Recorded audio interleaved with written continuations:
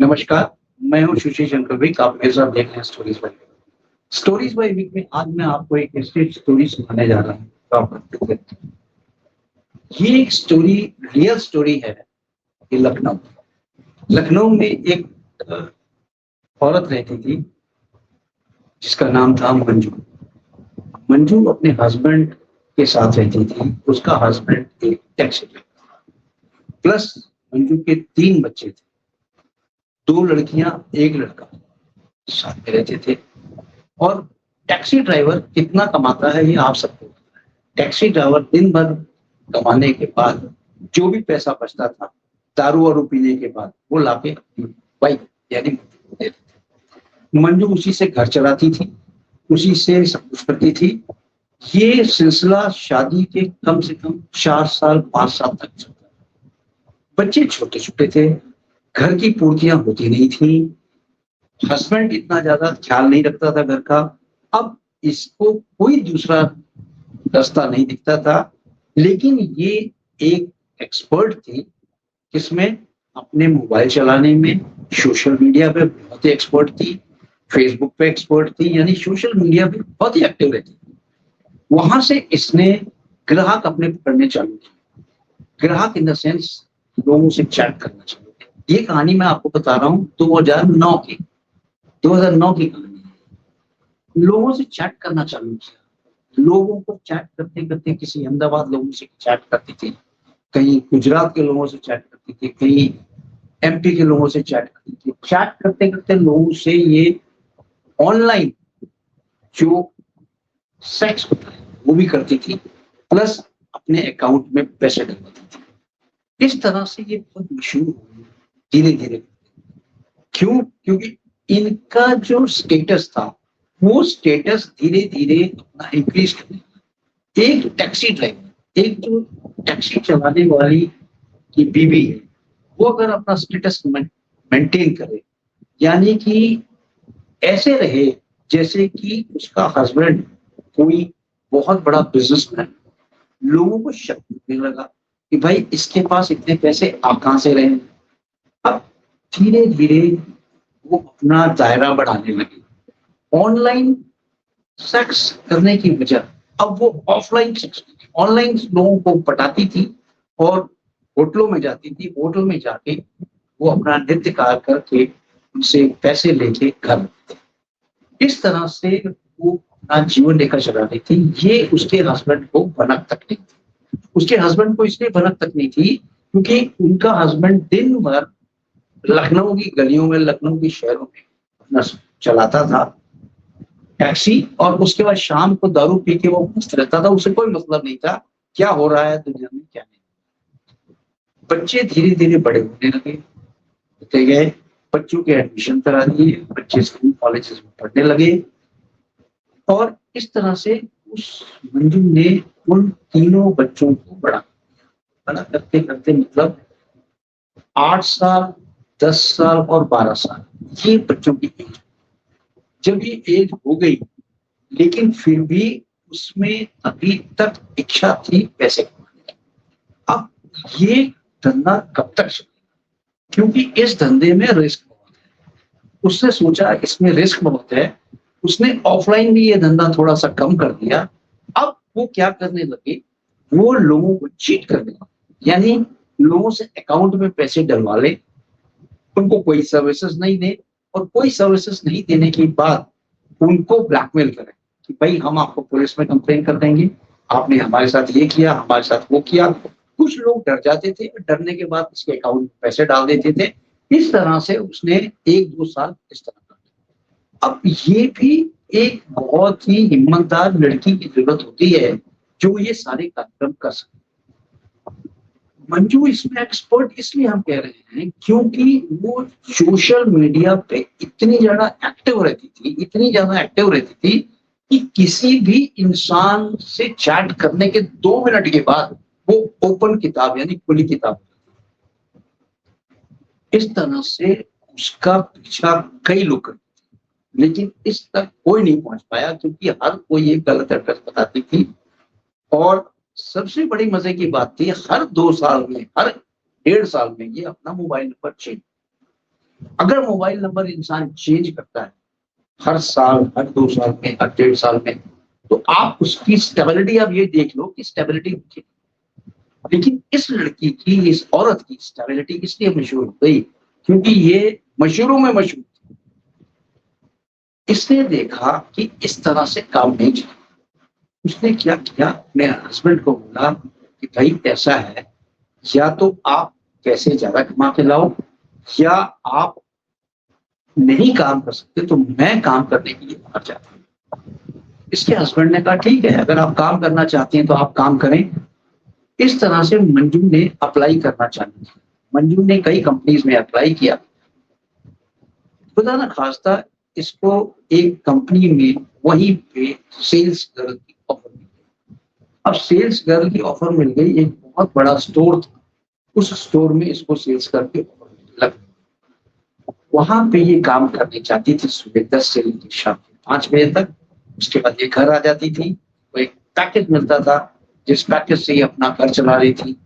अब मंजू ने धीरे धीरे पैसे इकट्ठे करके एक मोटरसाइकिल खरीद ली, यानी बाइक खरीद ली, जिससे इसका जो आना जाना था वो थोड़ा सा और स्पर्ट हो गया, एक्सपर्ट हो गया। आने जाने में थोड़ा सा कम टाइम लगता था, ज्यादा काम होता था। पैसे की चाहत इसको बिल्कुल नहीं। उसी स्टोर के दरमियान, जब ये स्टोर में काम करती थी, उसी दरमियान इसको फरीदाबाद का एक जो था मैन्युफैक्चरर वो टकराया।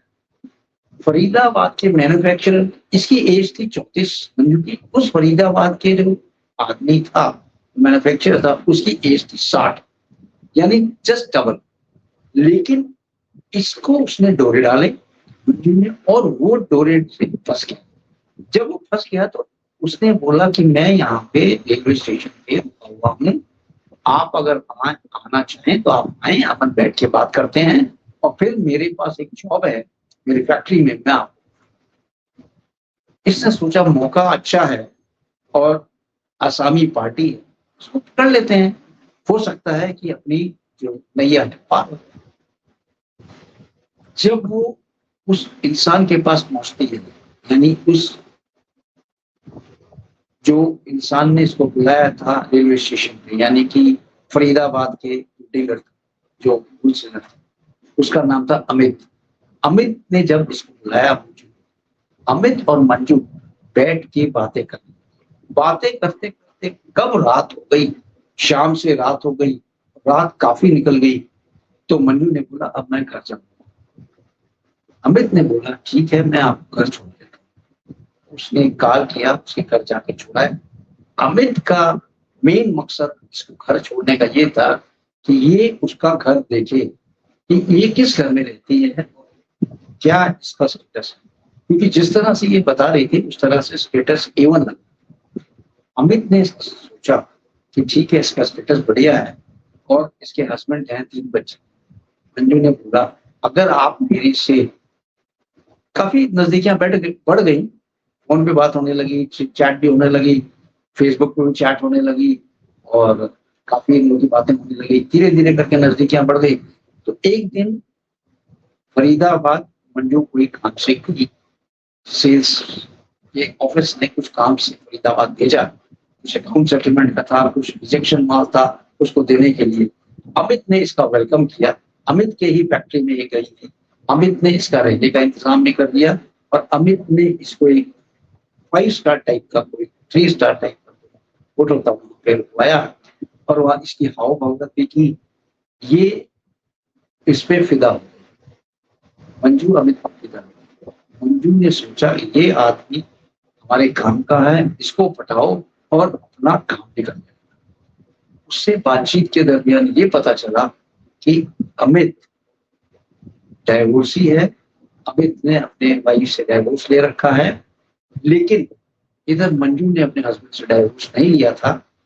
अब यहाँ ये मामला फंस रहा था कि ये एक दूसरे से शादी कैसे कर सकते।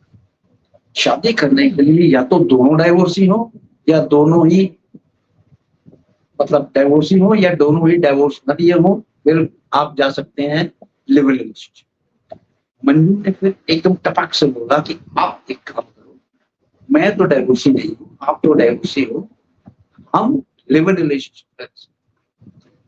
अमित को ये बात कुछ अच्छी सी लगी, क्योंकि लिव इन रिलेशनशिप नया नया चला था। ठीक है, आप लिव इन रिलेशनशिप में रह लेंगे। अमित ने बोला कि ठीक है, आप कहाँ रहना चाहेंगी? उसने बोला मैं लखनऊ ही रहना चाहूंगी, और आप जब भी लखनऊ आए, आप होटल में बुलाएं, कहीं भी बुलाएं, मैं आपके साथ जितना दिन भी चाहें हम वहां से फैक्ट्री से टाइम लेके ऑफ करके हम कहीं घूमने भी जा सकते। धीरे धीरे ये बातें लोगों को ना पता चल कि ये आपस में ही बहुत ज्यादा आगे थी। अब ये घूमने अमित, मंजू बच्चों को लेके घूमने कुल्लू मनाली, कुल्लू मनाली जब ये घूमने गए तो साथ साथ ये भी इनके हस्बैंड को बोल के गए कि हम फैक्ट्री की तरफ से टूर है वहां जा रहे हैं बच्चों को लेके, तो हम आएंगे हफ्ते 2 हफ्ते के बाद। लेकिन जाना तो उसको अमित के साथ, अमित के साथ ये गई थी कुल्लू मनाली। कुल्लू मनाली में काफी घूमने, घूमने के बाद एक रूम लिया था इन्होंने, न कि 2 रूम। एक रूम में मंजू के बच्चे, एक दूसरे रूम में अमित, क्योंकि बच्चों को भी ना शक हो और ये अपने। अब मंजू क्या करती थी, रोज रात को अपना रूम छोड़ के इनके रूम में चले जाती थी सोने। इधर बच्चे जो थे बहुत ही समझदार थे, बच्चों को ये पता था कि मम्मी जो है इनके साथ, अमित के साथ रह रही है और पैसे हमें अमित अंकल ही दे रहे हैं। ये भी बच्चों को पता था कि बच्चे बड़े समझदार थे आज के समय में। बच्चों को ये समझते देर नहीं लगी कि मम्मी क्यों आ जाती है, क्यों होती है उनके साथ, सब कुछ बच्चों को क्लियर हो गया। लेकिन फिर भी बच्चे उनके सच्चे होते हैं, ये अपने मन में दबाए। ये रात बेरात आती थी, कमरे में सो जाती थी, दिन में बच्चों के पास ही रहती थी, रात को बच्चों से 11-12 ये सिलसिला कम से कम 3-4 दिन ये लोग आउट स्टेशन गए चलता है। अमित मंजू को ट्रीटमेंट इसलिए नहीं कर सका क्यों कि यूट्रस में प्रॉब्लम थी। ये अमित को नहीं पता था, लेकिन अमित ये जानता था कि मंजू को ये पता है कि मैं प्रेग्नेंट नहीं हो सकती, इसलिए वो खुला काम करती थी, यानी ओपन करती थी, यानी अपनी जिंदगी को ओपन जीती थी। इसीलिए उसने कई मर्द बदले, मंजू ने कई मर्द बदले, इतने मर्द बदले कि जितने की ताश की पत्तियां नहीं, इतने मर्द बदले। लेकिन किसी के साथ चिपक के रह नहीं सकती। हस्बैंड को वो छोड़ नहीं सकती थी, क्योंकि हस्बैंड उनका एक टैगलाइन था। अगर वो हस्बैंड को छोड़ देती, टैगलाइन को छोड़ देती, तो लोग पूछते कि आपके हस्बैंड नहीं है, क्या है ये, और मतलब क्वेश्चन है ना। अमित को ये बात बिल्कुल गवारा नहीं की। अमित चाहता था कि इससे कुछ हो ताकि हम अपने को आगे प्रूव कर सके और आगे चल सके। अमित को ये जानते देर नहीं लगी कि मंजू उसकी शासन से, यानी उसके शरीर से खेलना चाहती है और खेल के अपनी हवस उठाना चाहती है। इसलिए उसने थोड़ा सा इसको साइडलाइन करने के लिए वहां से मानस बना लिया। मानस बनाने के बाद ये जब आए, ये फरीदाबाद चले गए अमित जी, मंजू लखनऊ आ गई। उनके आने के बाद अमित ने इसको फोन करना बंद कर दिया। मंजू उनको फोन करती, फोन उठाते, उससे ब्लैकमेल करते, उनसे पैसे। मंजू ने क्या किया था, अमित की वीडियोस बना, अमित की वीडियोस बना के 1-2 वीडियोस अमित को सेंड कर और बोला था अगर आप मुझे पैसे नहीं दोगे तो ये सारी वीडियोस मैं आपकी वाइफ को सेंड कर दूंगी, जहां आपकी इज्जत नहीं। अमित डर गया। अमित ने बोला ठीक है, आप मिलो, आपको कितने पैसे चाहिए आप लो, और सारी जो आपके पास वीडियोस है मुझे दे दो। मंजू ने बना लिया कि इसको वीडियोस तो नहीं देनी है, लेकिन इससे पैसे। खैर कुछ भी हो, मंजू और अमित ने कोई भी म्यूचुअल अंडरस्टैंडिंग भी हो, कह ही सकते। लेकिन जब अमित पहुंचा, मंजू ने बहुत रूखा शब्द इस्तेमाल किया कि आप मुझसे खेलते थे, आप मेरे शरीर के हवस के भूखे थे, आपको मैं हर इच्छा पूरी करती थी, लेकिन आपने मुझे आज तक एक नया पैसा नहीं दिया। ये सुनकर हमें हैरानी हुई कि मैं इसको इतना देता था, इतना पैसे देता था, स्कूटर भी मैंने खरीद के दिया, यानी घर में भी सब कुछ दिया, लेकिन आज तक इसने मुझे बदनाम करने की ठान ली। अमित ने सोचा कि ठीक है, अगर इसने ठानी ली है तो मैं भी इसको फेयर बता दूं। अमित ने बोला, आज से मेरे और आपके रिश्ते खत्म, आपको जितने भी फिल्म देनी थी आपने मुझे दे दी, मैंने उसके आपको 1 लाख रुपए दे दिए, 1 लाख पकड़ो। वो पूरा मोबाइल लेके अमित और मंजू में सेपरेशन हो गया और मंजू वापस उसी स्टेज पे आ गई जहाँ पहले थी, सेल्स करना।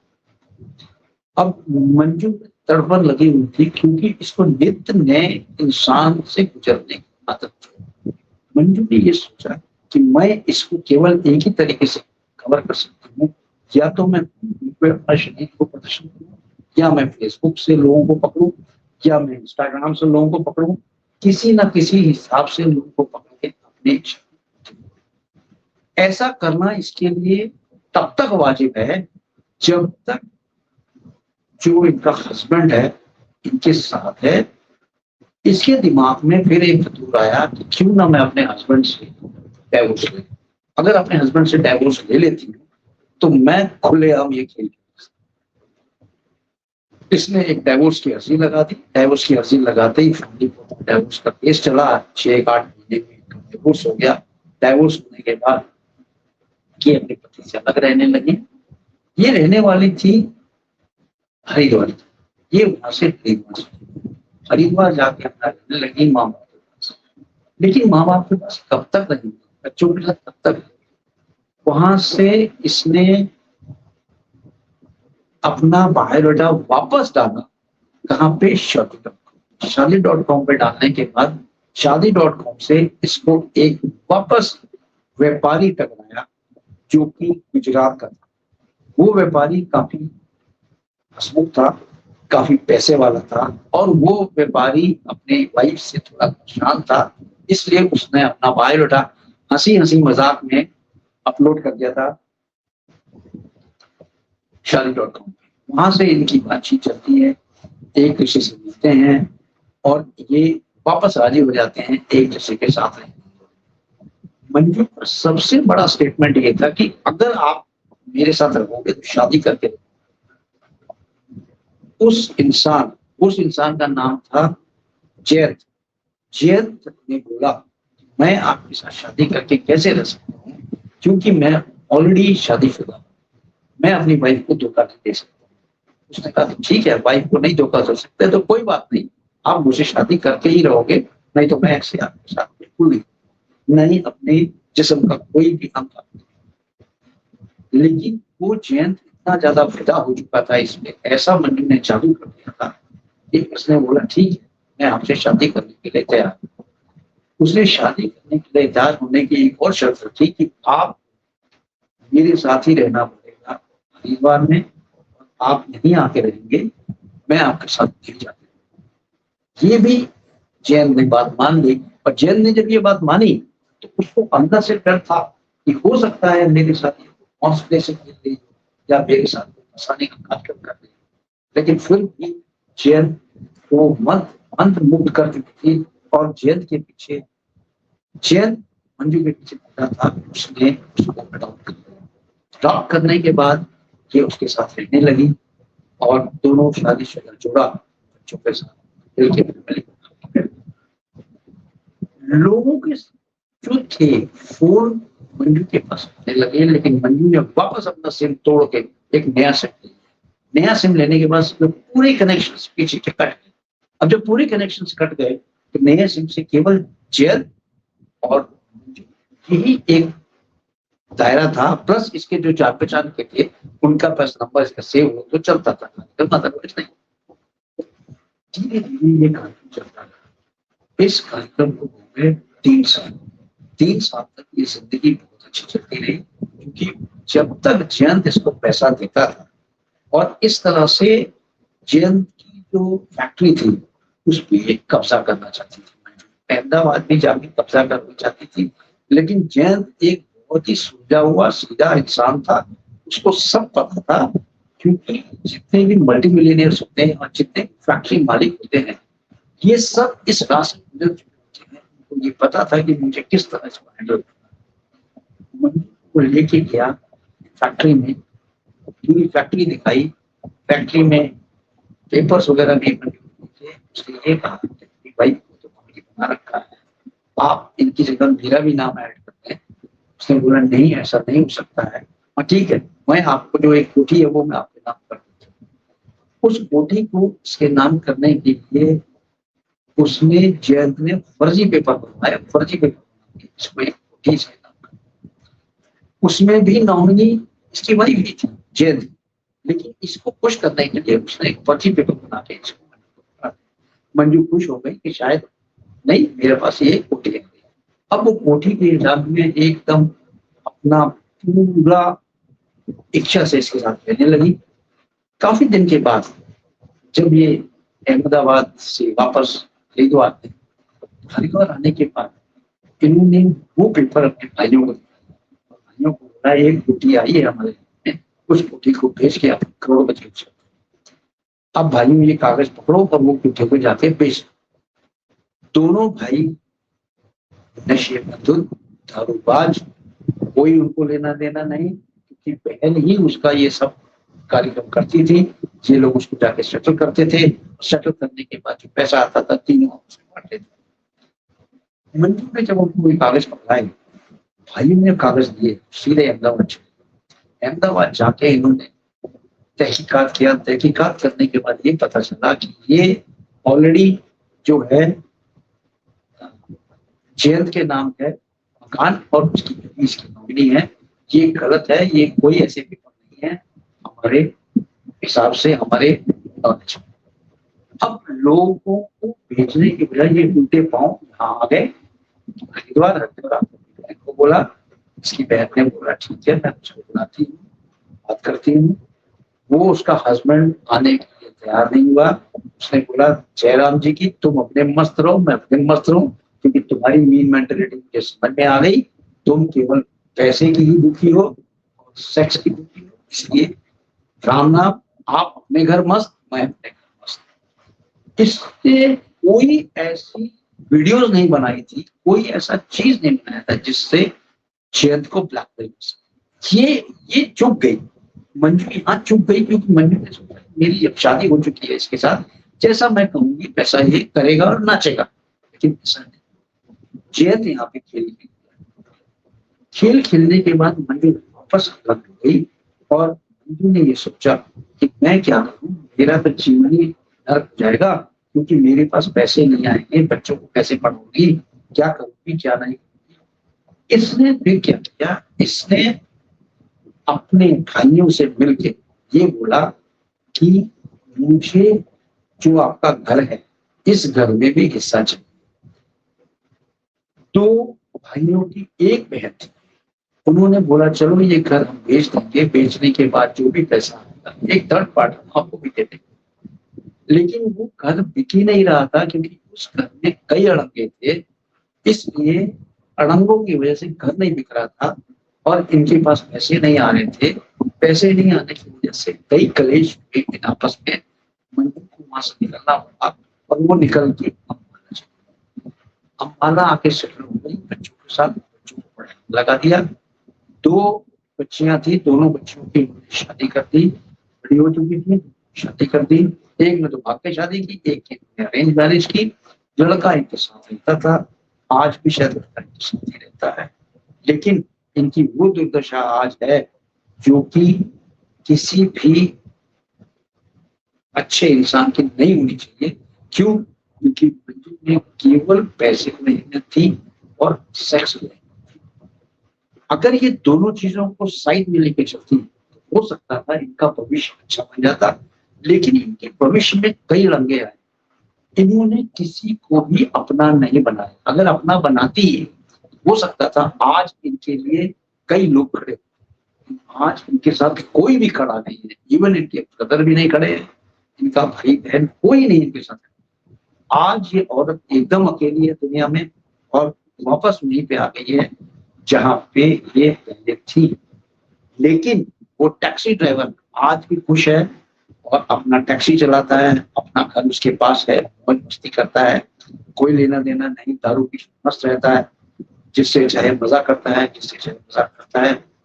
वापस मंजू उसके पास रहने के लिए गई, उसने साफ मना कर दिया, अगर आपको मेरे साथ रहना है तो मेरे घर में नौकरानी बन के रहना, आपको नौकरानी से ज्यादा मैं कोई इज्जत नहीं दे सकता हूँ, पहली बात तो मैं आपको रखूंगा, आगे आपके मंजू दुखी हो गई और आज 12 में रह के घर घर जाके बर्तन मांज के अपना जीवन व्यतीत कर रही है।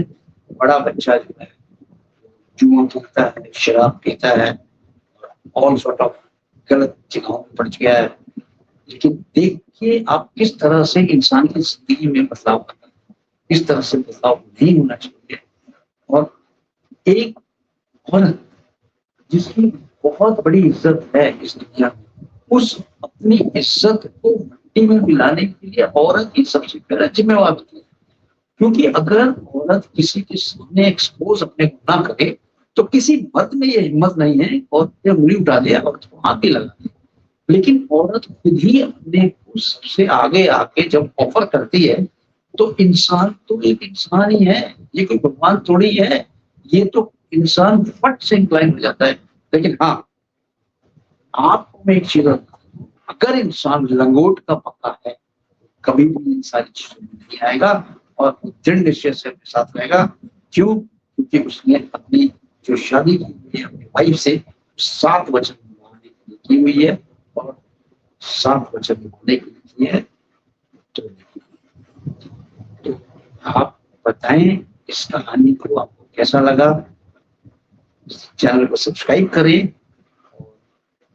वीडियो को लाइक करें, कमेंट बॉक्स में जाके बताएं आपको कहानी कैसी लगी, इस कहानी से क्या शिक्षा मिलती है ये बता दें।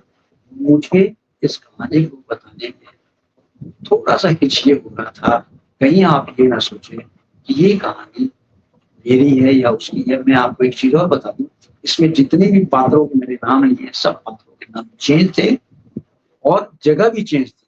जगह वो नहीं है जो मैंने आपको बताई, ये जगह दूसरी है। तो ये सच्ची कहानी है। सच्ची कहानी होने के बाद स्टोरीज बाय विग में इसको एक जगह मिली है और ये अपने हायर मुकाम पे पहुंचेगी। क्योंकि आपको मेरा काम है आगाह करना। आप खुश रहे, जहां भी रहें आबाद रहे और अपनी जिंदगी में आगे तरक्की करते चले जाएं। इस तरह की एपिसोड में बिल्कुल ना फंसे। जय हिंद, जय भारत।